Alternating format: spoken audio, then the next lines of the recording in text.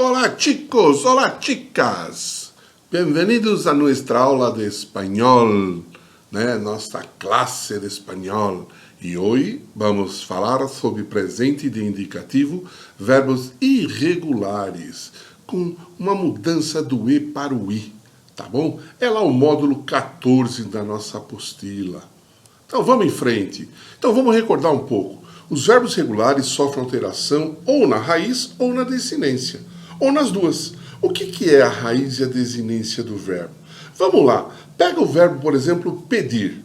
Pedir, tá? Se você tem a letra P, E, D, essa é a raiz do verbo. Ir é a desinência.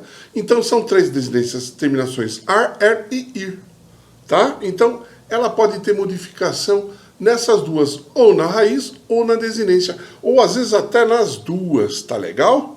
Hoje a gente vai falar de irregularidades vocálicas, que são modificações na raiz ligada especificamente às vogais, tá legal? Então vamos lá. Os verbos que vamos estudar são aqueles que cambiam a vogal E por la raiz, por la vogal I, em todas as personas. Então, excepto vós, que é nosotros, e vosotras. Nosotros e nosotras, tá? Então, nosotros e nosotras, vosotros e vosotras. São as únicas que vão manter igual. Os verbos pedir, medir, reir, sonreír, repetir, servir, vestir, impedir, seguir, perseguir, conseguir, elegir, corrigir, derretir, despedir ou despedir-se, freir, decir, sofrem nas irregularidades. Então, todos esses verbos que estão aí, eles sofrem essa irregularidade, com exceção de vosotros e vosotras, e nosotros e nosotras, que vai seguir igual, sem mudar o E para o I. Quer ver uma coisa? Olha lá, o verbo medir. Yo mido, tu mides. Él, ella, usted mide.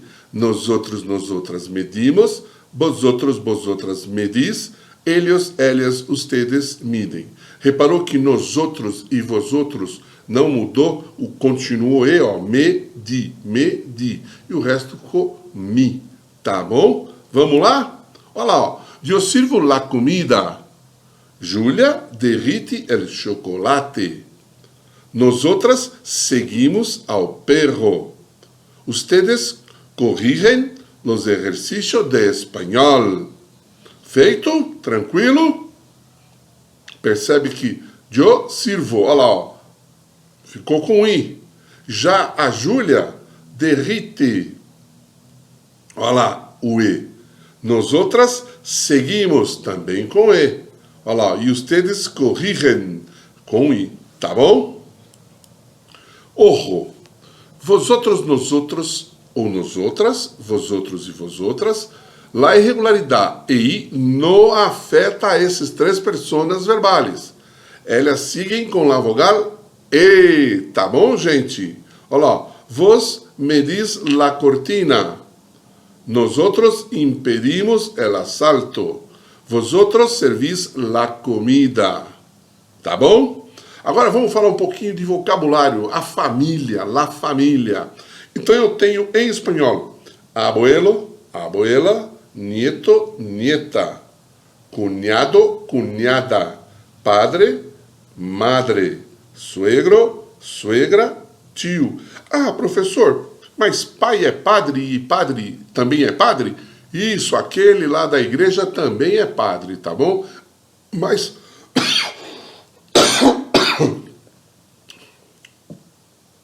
então vamos falar da família. Em espanhol, abuelo, abuela, nieto, nieta, cunhado, cunhada, padre, madre, suegro, suegra e tio. Mas professor, aquele padre da igreja também escreve padre, também fala padre? Sim, ele também é padre. Então o padre tanto faz para o padre e para o pai, tá bom? Agora veamos um vídeo de curiosidade. De onde surgiu o idioma espanhol? Y luego haremos los ejercicios de la página 56, 57 y 58. Buenos estudios. El español es una de las lenguas más importantes del mundo. Es el segundo lugar por número de hablantes y se ha dicho que es el idioma para hablar con Dios. Pero, ¿de dónde viene el español? Los lingüistas no saben con certeza cómo surgió el lenguaje humano, pero sí han explicado que los idiomas se empezaron a diferenciar cuando las poblaciones se separaban. El hecho de vivir en lugares aislados con diferente clima, animales, vegetación y diferentes vecinos hizo que a partir de pequeñas variaciones de dialecto se crearan idiomas completamente diferentes. Los lingüistas notaron que muchas lenguas tienen características similares en su gramática y vocabulario, como si estuvieran emparentadas. Así, agruparon las lenguas en familias distribuidas por el mundo. Y como familias que son, es posible trazar un árbol genealógico que nos indicaría que hace miles de años había menos idiomas. El español, llamado más propiamente castellano, ya verás por qué, forma parte de la familia indoeuropea. En la península ibérica, ahora España, hasta antes del siglo III a.C., no se hablaba español. Los habitantes eran iberos, celtas, celtíberos, tartesios y hasta fenicios y griegos. De estas lenguas, llamadas de sustrato, tenemos por ejemplo la diferencia entre los conceptos ser y estar, que no existe en otros idiomas y que proviene del celta, o palabras como gancho o colmena. Del ibérico viene barranco y del vasco izquierda o chaparro. Entre el siglo III y el I a.C., el Imperio Romano conquistó toda la región alrededor del Mediterráneo, imponiendo su lengua, el latín. De esa lengua romana surgieron las lenguas romances: italiano, francés, rumano, portugués, catalán y español. Al mezclarse con las lenguas locales, el latín vulgar, es decir, el latín que hablaba el pueblo, no el idioma culto en el que se escribían los libros, formó varias lenguas, entre ellas la de la región de Castilla, el castellano.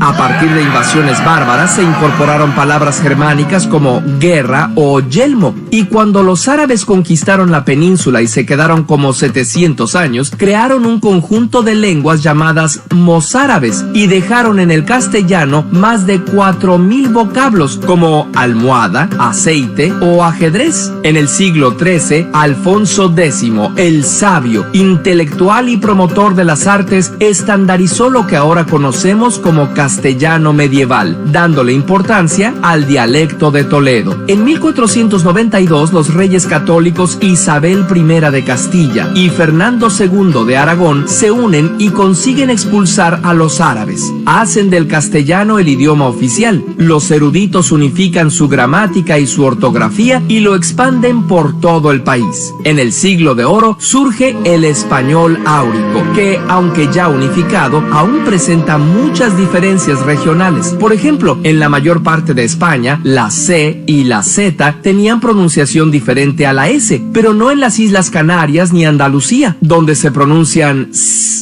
Y Sevilla, en Andalucía, era la puerta de enlace de donde partían los conquistadores hacia América. Muchos habían nacido ahí y la mayoría había pasado un buen tiempo viviendo en la región. Por eso, los latinoamericanos decimos cerveza y no cerveza. Cuando los españoles conquistan América, el castellano se mezcló con las lenguas de sustrato de cada región. México aportó vocablos del náhuatl, como tamal, chicle o tomate. El quechua de Perú y Bolivia aportó caucho, cóndor y papa. Y sin las lenguas antillanas como el taíno, no tendríamos ni barbacoa, ni canoa, ni hamaca. Y se discute si la palabra huracán es taína o maya. Las lenguas están vivas y en constante evolución. Actualmente no es raro que incluyamos palabras del inglés o que el inglés tome prestados vocablos del español, y los mismos intercambios suceden con otros idiomas. Por ejemplo, la palabra tiza es de origen náhuatl y se usa en todos los países hispanohablantes, menos en México, donde al mismo objeto le llamamos gis, que viene del latín.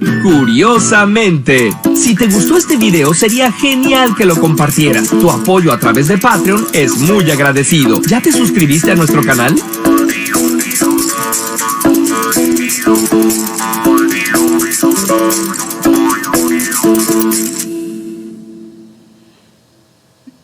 E aí, chicos, gostaram do vídeo? Legal, né? Obrigado pela companhia e até a próxima aula. Hasta la vista, baby!